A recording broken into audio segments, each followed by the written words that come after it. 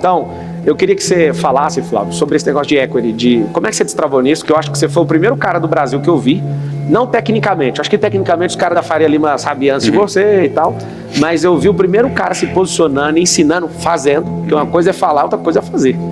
Ele tem uma venda e uma recompra de uma empresa de uma forma milagrosa, que se não for Deus, não tem mágica para fazer o que ele fez. Vender um negócio por quase 1 bilhão, depois comprar tipo 10% do valor e fazer o negócio crescer de novo e virar bilhão. Um negócio mais louco que eu já vi. Fala de equity, que eu acho que é uma grande aula pro Brasil assistir isso. Tá legal. Eu tenho certeza que muita gente que nos assiste é empresário. E aqui na plateia, quem é empresário também, só levanta a mão. Pronto. Então, a galera que é empresário. Então, grande parte dos empresários, brasileiros principalmente, mas também em outros países, Pablo, trabalham pelo lucro. E o lucro é bom. Lucro não é uma coisa do mal, como algumas pessoas que têm determinadas ideologias pensam que é.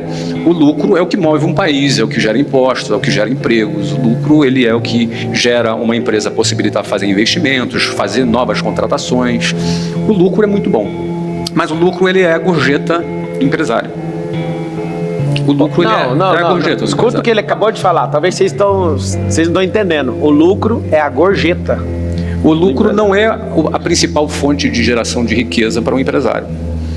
E eu, até 2008, que eu já era empresário há 13 anos, minha empresa devia faturar alguma coisa perto de 80, 90 milhões de reais em 2008, eu já devia ter ali uns 25 a 27 milhões de lucro por ano, ou seja, em 2008 eu tinha 36 anos, e esse resultado já era um resultado notório naquele momento, de onde eu tinha vindo.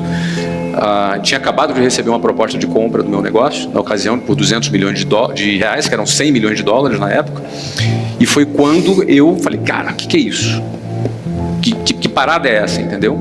Foi quando eu entendi que existia uma riqueza que é maior do que o lucro, que é o equity. O que é o equity? É o valor do seu negócio, é quanto vale o seu negócio. É como se fosse o seguinte, você tem uma impressora que imprime 10 milhões por ano. Vamos supor que o Banco Central te desse uma impressora legal que imprimisse 10 milhões por ano. Ou seja, você gera 10 milhões de riqueza por ano. Beleza. Mas quanto vale essa impressora? Quanto vale essa impressora? Se ela estivesse à venda numa loja, uma impressora que pudesse imprimir dinheiro de maneira legal. Isso é só uma ideia hipotética, conceitual, tá? Aí você vai entender perfeitamente o que é. Quanto vale essa impressora?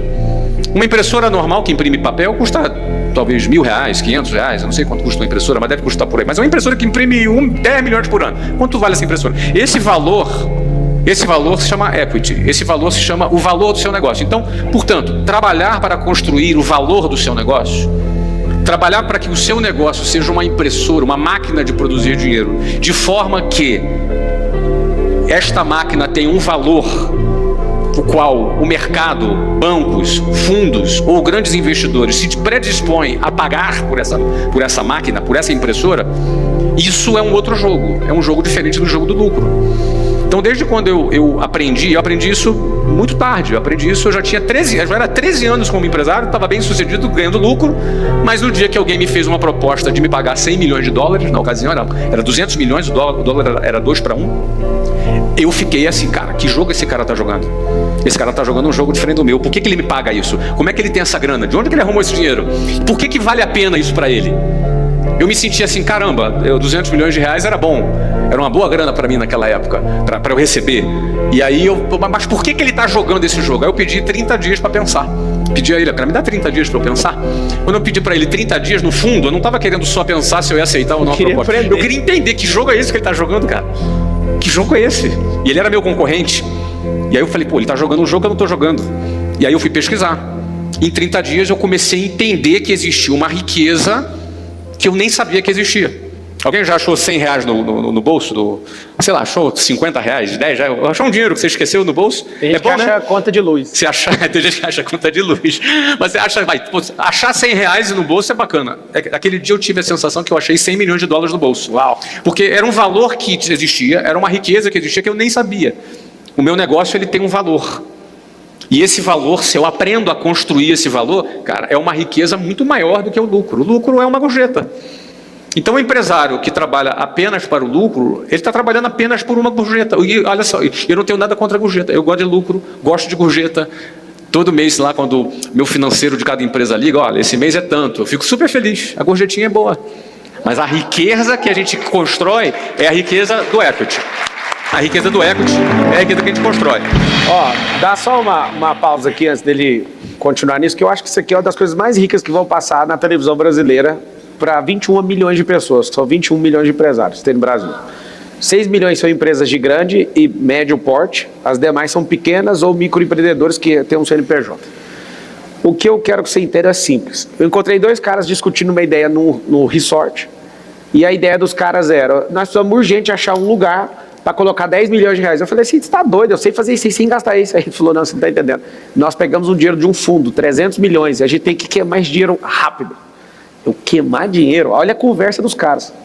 Enquanto você está pensando numa coisa, os caras pegaram dinheiro de um fundo para acelerar um negócio, eles têm que dar a resposta rápida que esse dinheiro está sendo aplicado. E você ouve isso do lado de lá, você fala, cara, não é possível que existe isso. Aí você vai ter essa sensação. Cara, que loucura que é essa que essa pessoa está falando? Como assim eu tenho que queimar dinheiro de um fundo? Quando eu falo queimar, não é jogar fora, é voltar com o teste, falar, eu te dei 300 milhões para você dar um resultado, eu quero o resultado. Você não sabe a loucura que é isso. Então não é sobre criar uma ONG na sua empresa, é sobre você entender que a sua empresa te dá a gorjeta. Eu acho essa frase do Flávio fenomenal. O lucro é... Fala com a boquinha assim, ó, lucro é gorjeta. A riqueza está no valor. Então, por exemplo, fazer uma pergunta para ele continua a partir dessa resposta. Presta atenção. Se a empresa der prejuízo, ela quebra? Prejuízo. Não necessariamente. Por quê? Porque ela pode estar dando prejuízo no caixa porque você está fazendo um investimento muito alto. Em valor, né? Gerando. Você pode estar gerando valor. Muitas empresas foram compradas quando ainda não davam lucro. O Instagram, por exemplo, foi comprado pela Meta, que é o do Facebook, se não me engano, por $1 bilhão de dólares, e ela não tinha nem receita. Ela, obviamente, era uma empresa Uber operou até pouco tempo. Uber operou até pouco tempo. A Record, Nubank operou até pouco tempo. E por aí vai. A Amazon. Porque o que vale na construção de riquezas é a projeção. Então, beleza, eu estou dando 1 milhão de prejuízo hoje, amanhã eu estou dando 500, no outro dia eu estou dando 100, 1000, no outro dia eu empatei 0 a 0, no outro dia eu estou dando lucro, no outro dia eu estou dando 100 milhões de lucro, no outro dia eu estou dando 1 bilhão de lucro. Então, essa jornada é que gera agora, as pessoas, isso precisa ser muito bem fundamentado para que o investidor, ele acredite na sua tese e decida fazer parte dessa jornada com você enquanto você não está dando lucro, porque enquanto você não está dando lucro, você está mais baratinho e depois você vai valer muito. É assim que funcionam essas startups, essas empresas do Vale do Silício, essas grandes empresas de tecnologia. No Brasil, a gente precisa gerar caixa. No Brasil não tem essa coisa do venture capital que tem nos Estados Unidos, que o cara vai botar dinheiro na tua ideia simplesmente do nada. No Brasil a gente precisa mostrar resultados. A gente é mais raiz aqui no Brasil. Mas o mais importante da gente entender, o empresário entender, que o principal valor está no equity. A principal riqueza está no valor da sua companhia. Quando você entende isso, você vai dirigir todas as suas ações, o teu trabalho, o seu esforço para a construção de valor. Então, por exemplo, aquela empresa que em 2008, que eu recebi a proposta de 100 milhões de dólares, que era de um concorrente, que eu fui estudar, depois que eu estudei, eu fiquei encantado com aquele assunto, eu falei, não, está cedo ainda para eu vender. Eu dei não para o cara. Pô, difícil é dar não para 100 milhões de dólares, entendeu? Hoje seriam 600 milhões de reais. Não é fácil. Eu dei não. Só que 5 anos depois, nós vendemos a mesma empresa por 500 milhões de dólares. Eu falo em dólar por causa do tempo, né? Já faz tanto tempo que o dólar é uma boa referência. Ele sempre fala em dólar. A cabeça dele é dolarizada, porque ele patrimonializou, dolarizou. É outra fase que você vai aprender também. E sempre que ele está discutindo, ele vai falar o valor do carro. Ele fala, esse carro era tantos dólares. Mas pra que ficar falando dólar? É porque a cabeça está numa única moeda, que é a moeda forte. Que aí depois que você aprender a proteger seu patrimônio, você vai entender que a conversa gira só em dólar. Principalmente, Marçal, num país em que a gestão política do país, ela não é responsável do ponto de vista fiscal. Nós, por exemplo, esse ano no Brasil vai ter tá com déficit aí de 1,3 trilhão de real. Déficit é o quê? É prejuízo. Ou seja, faturou muito e gastou 1 trilhão a mais, 1,3 trilhão a mais do que faturou. E aí, para poder pagar essa conta, emite títulos. Sabe o Tesouro Direto? É isso, você emite um papel. Esse papel paga juros. Esse juros chama Selic. Aqueles juros que paga a remuneração do teu tesouro direto, por exemplo.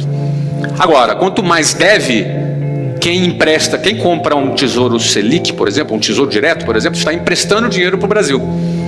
Então, quando você empresta dinheiro para o Brasil ou para qualquer outra pessoa, tu fica preocupado, será que esse cara vai ter capacidade de pagar depois? Ele diz que vai te pagar daqui a 5 anos, com 10, 12, 13%, o que for, de juros ao ano. Será que ele vai ter capacidade de pagar? Então, quanto mais o investidor desconfia da capacidade do governo honrar com aquele papel, menos ele compra. E quanto menos ele compra, mais o dólar sobe.